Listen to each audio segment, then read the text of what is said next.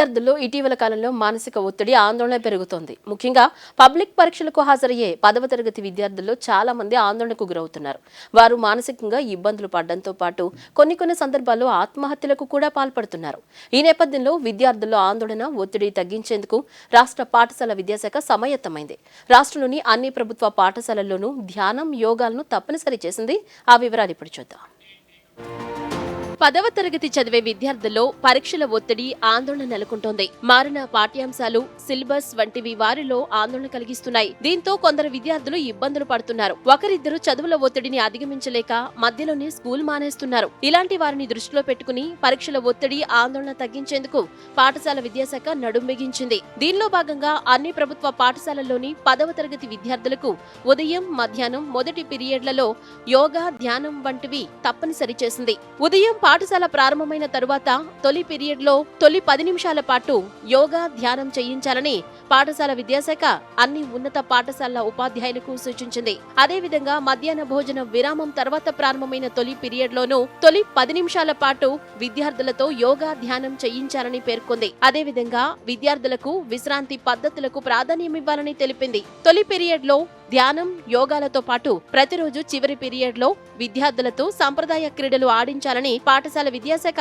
తన మార్గదర్శకాల్లో స్పష్టం చేసింది. ప్రధానోపాధ్యాయులు, ఆయా తరగతుల ఉపాధ్యాయులు, వ్యాయామ ఉపాధ్యాయులు విద్యార్థులతో చనువుగా వ్యవహరించాలని, ఒత్తిడి, ఆందోళనకు గురయ్యే విద్యార్థులను గుర్తించి వారిపై ప్రత్యేక శ్రద్ధ తీసుకోవాలని కూడా పేర్కొంది. పాఠశాల విద్యాశాఖ వెలువరించిన మార్గదర్శకాల ప్రకారం ప్రతిరోజు ఉదయం పాఠశాల ప్రారంభం కాగానే పాఠ్యాంశాల ఒత్తిడి, పరీక్షల ఆందోళనను తగ్గించేలా, విద్యార్థుల్లో స్ఫూర్తి నింపేలా వివిధ అంశాలను వివరించాలి. అదేవిధంగా పాఠశాల ప్రాంగణంలోని ముఖ్య ప్రదేశాల్లో ఒత్తిడి నిర్వహణ, ఎదుర్కొనే విధానంపై పోస్టర్లు ప్రదర్శించాలి. పరీక్షల్లో ఫెయిల్ అవుతామనే భయం, సహచర విద్యార్థులతో పోలిక, ఆందోళన, ఒత్తిడి ఎదుర్కొనేలా విద్యార్థులకు ఉపాధ్యాయులు కౌన్సిలింగ్ ఇవ్వాలి. విద్యార్థులు తమ సమస్యలను టీచర్లతో చర్చించే అవకాశం కల్పించాలి. పాఠ్యాంశాలను నెమ్మదిగా నేర్చుకునే పిల్లలకు క్రమశిక్షణ బెదిరింపులు ఉండకూడదని పాఠశాల విద్యాశాఖ స్పష్టం చేసింది.